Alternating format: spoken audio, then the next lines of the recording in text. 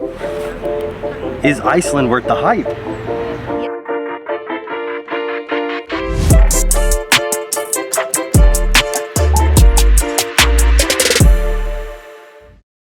We'd like to be the first to welcome you into Iceland, where the local time is 6:47 a.m. We made it. We made it. We just landed in Iceland. Over the next week and a half, we're renting a car, we're driving the entire ring road and do a deep dive in Iceland. And at the end, we're gonna set this once and for all. Is Iceland worth the hype? Make sure to like, follow, and subscribe so you can keep up with all the tastes and views. So you ready?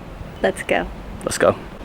So before we left, we had some preconceived questions about what Iceland would be like. What's it like traveling in September? What's it like driving in Iceland? Is it expensive? We'll answer all these over the next week and a half to give you a good idea if Iceland is right for you.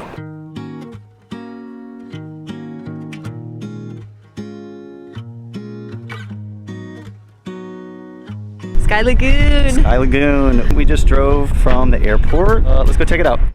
We always dreamed of soaking in a hot spring in Iceland right after we landed. We chose Sky Lagoon over Blue Lagoon, but there are tons of options around the whole country. We did the 7-step ritual and it was amazing. For more of Sky Lagoon and Reykjavik, check out our 48 Hours in Reykjavik video.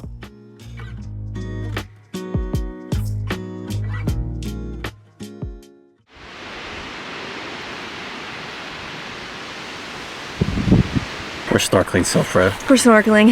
Tectonic plates. Scared. 300 feet down. Excited. The water is barely water. The wind is pretty crazy. And the weather's always changing here in Iceland. But we're about to get suited up, bunch of layers. We're gonna see how this goes. Silfrafisher is located in Thingvellir National Park. It's about 40 minutes from Reykjavik. A little anxious leading up to getting into the water. It took longer to get dressed and undressed than actually swimming. The dry suits definitely choked a little, but once we're in the water, it was unreal.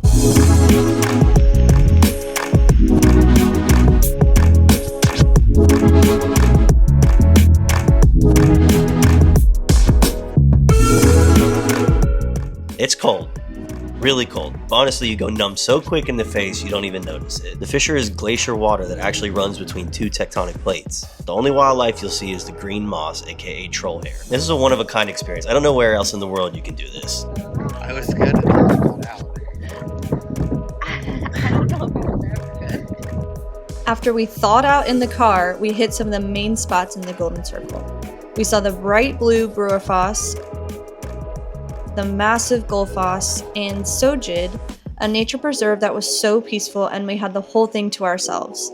We ended the night by checking out the small town of Selfoss near our Airbnb. It was so cute and had good food and desserts. We definitely recommend for a stay or just a stop on your way around the ring road.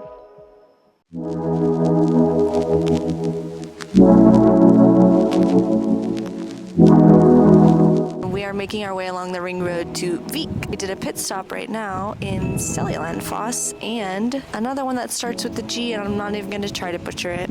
The one that starts with a G, kind of hike back through the stream to get inside, but it's like almost 360 degrees surrounded by the cliffs and the waterfall in the middle. There's rolling grass around. The sun is so warm. The wind is starting to die down. We got a few more stops on the way, 2.5 hour drive from where we stayed the first 2 nights to our next 2 nights in Vik.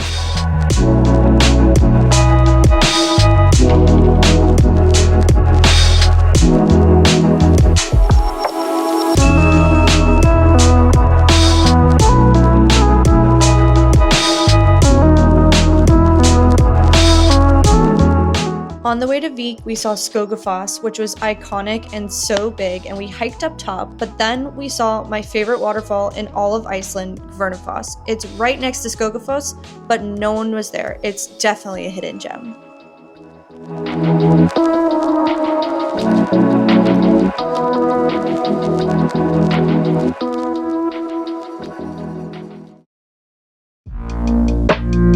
We woke up to one of our warmest and sunniest days of the whole trip.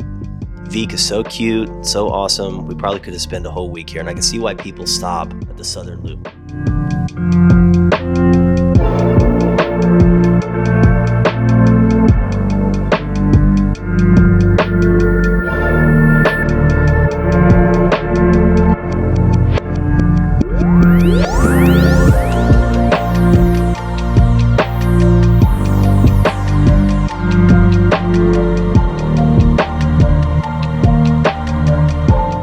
We checked out the black sand beach at Reynisfjara, and then we drove over to Solheimjökull Glacier, which is a smaller glacier, but it's still pretty cool.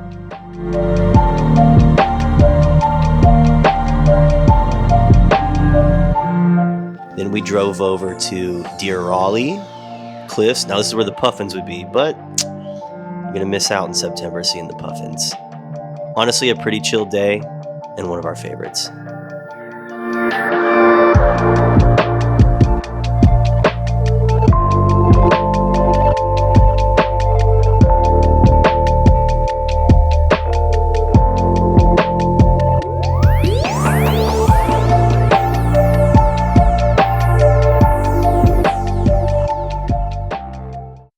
Is September a good month to travel to Iceland? Yes, you get to see the Northern Lights. Northern Lights season is starting. Almost every night. No puffins. No puffins. No puffins. It's summertime. They migrate middle of August, last week of August, and then they leave. Yes, the smaller crowds.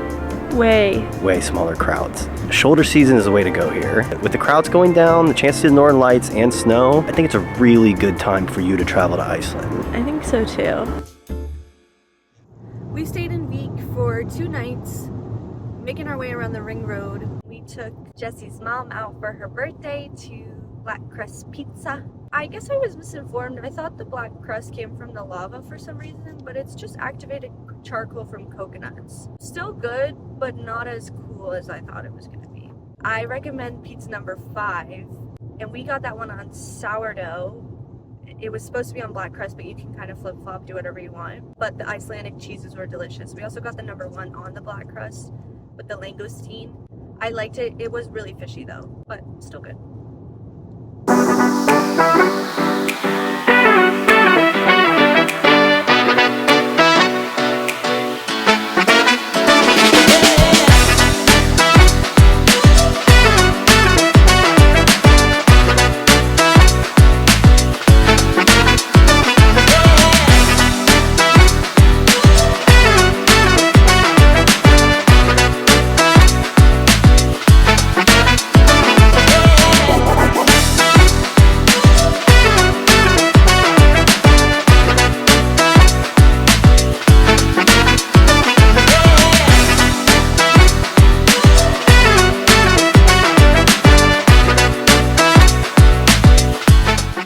This was so cool. We took a 35-minute boat tour at the Jökulsárlón Glacier Lagoon.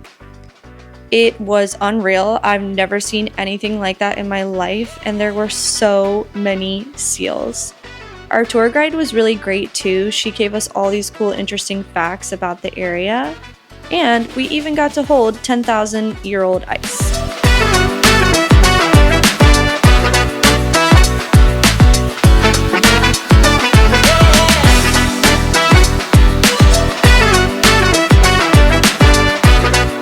Stop of the day was Vestrahorn, one of the most photographed mountains in Iceland, and we can see why.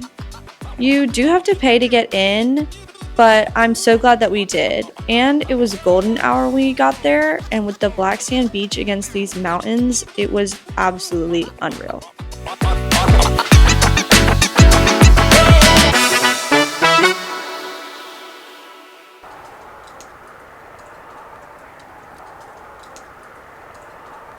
We are making our way to Akerey. We got the Northern Lights show last night. We got the show. This is it. This is really it with the naked eye. Dancing in front of my eyeballs. We wish we could press pause today. I know, I wish I could just sit here all day with a cup of coffee. We're close to a town that starts with a D, Fisherman's Village over there. but we got 5 hours ahead of us. Let's go. Okay. We knew we were getting into the wild part of Iceland today, but we didn't realize just how real it would get. The weather was moving in, snow was forecasted the further up north that we got. Our first task, we're taking a shortcut over the mountain, Oxy Pass, to save us about an hour of driving time. It was intense, but the snow let up and we took a pit stop at Beitar Húsið Cafe and was able to cool my nerves.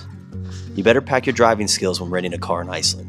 Since it was September, we didn't have snow tires on our rental. It's not required by law until November to have snow tires. I'm not sure what we could do about it. We were charging ahead regardless.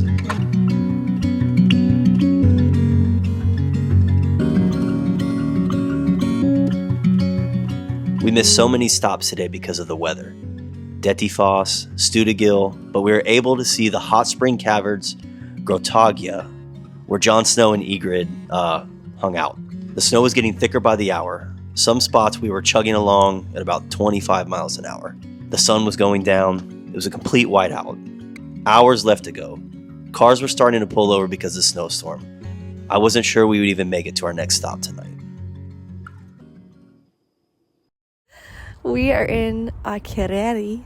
It's a fishing village. It's one of the best places to see the northern lights because it's right outside of the Arctic Circle. You can also whale watch some humpback and sperm and blue whales. There's a beautiful church. The same architect who built the Reykjavik church built this church as well.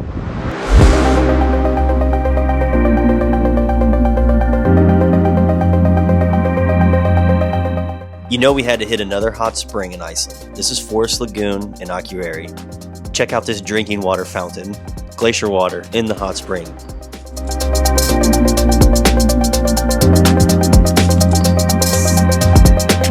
Under the full moon, doesn't get much better than that. All right, we're out of here. We're leaving Akureyri this morning. We took it chill yesterday. We're staying like right in the center of the town, so I had to walk around through the neighborhood, get some pastries at a bakery. Yum. Saw the church. Cute. Got some fish soup. I didn't like it. It tasted like curry and lemongrass. And people like those flavors. I'm not one of those people. It was good to have a chill day after driving like 8 hours in the snowstorm. You did good, Pappy. Now we're going to Snæfell's Nest. Snæfell's Nest Peninsula. We're staying at Kirkjufell. We're staying there.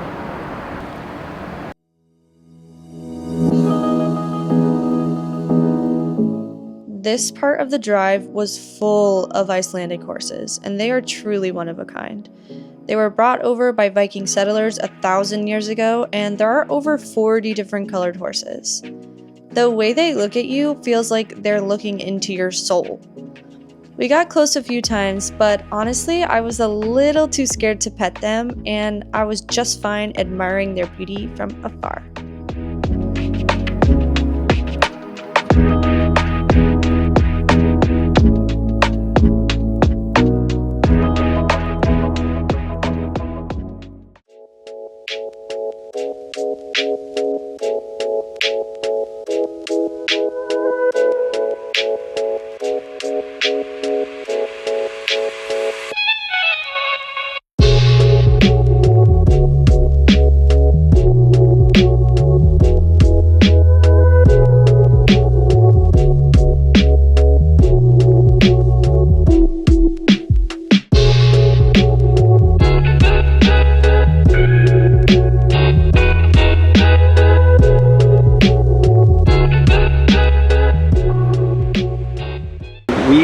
Have been going around the Snæfell's Nest Peninsula today. We stopped in the capital of street art in this little town. It had all this street art, and then there's like an old abandoned auto shop, and then some ancient lore about aliens and journey into the center of the earth and a serial killer. We saw the Svartuluft cliffs, which the drive out is super rough. We saw the crater, Saxhole crater. Then these are the cliffs to really see. Longdrangar cliffs. We stopped for a coffee. This is official tasting view. Fjordhusid Cafe. After this, the Arnastapi Cliffs. Taste and views certified.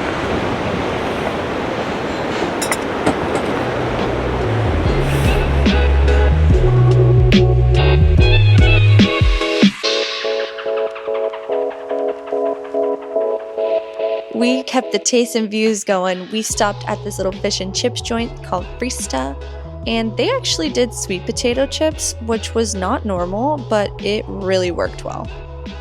After that, our last stop was the Arnastapi Cliffs, and look at that arch. This sea was incredibly powerful. We got to walk over it, and there was also basalt columns in here. We really wanted to soak in these last moments in nature because it was the last part of the wild side of Iceland that we were going to see before we headed to Reykjavik the next day. Is traveling to Iceland expensive? Rent a car, gas is going to be expensive, $8 to $10 a gallon. Is your lodging expensive? Can be. If you come in the summer and then you rent a car and then you camp, that's going to be your cheapest bet. If you rent a camper van and drive around, you're going to have the gas expense. You're going to have to pay for your campground still. And the camper vans were how much more expensive than rental? Double, triple? We took my mom on this for her 60th birthday. There's 3 of us. So splitting up smaller Airbnbs was the best bet for us. A lot of people don't know this. If you ask for a discount on Airbnb, 9 times out of 10, they'll give you one. I reached out to 3 different Airbnbs saying like, hey, we're taking my mother-in-law to celebrate her 60th. I was wondering if you offer any discount. 3 out of 3 places offered me over $100 off discount. So don't be afraid to ask. What are they gonna say? No? Okay. Is the food expensive in Iceland? If you eat out every meal, you're gonna sit down and you're gonna see a $30 fish and soup and be like, we went into this with our budget for this trip that we were gonna grocery shop and we were gonna pack lunches, we were gonna cook breakfast at home and then pick our spot. Tasting a few! So pick your spots, grocery shop, that could work out for your budget. But if you eat out every meal, I also just don't think you need to. You wanna be on the road seeing everything. Become a foodie when you're in Reykjavik.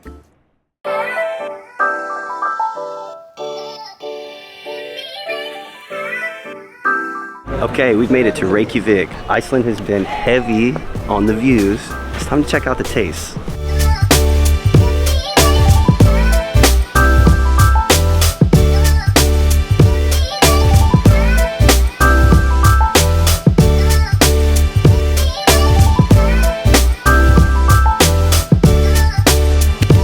the taste in Reykjavik did not disappoint. If you want to know all the spots we ate at and a deeper dive in Reykjavik, check out our 48 hours in Reykjavik video, link down in the description.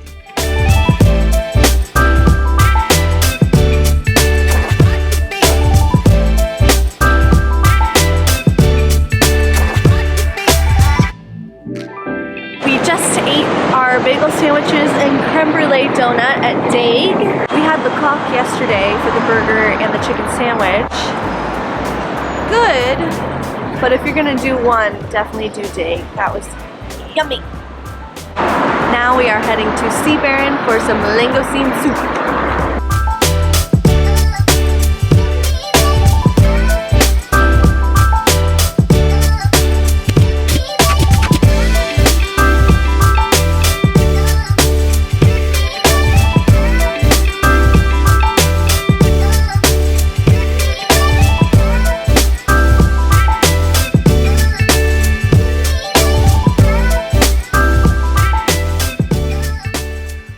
Okay, we're at the end.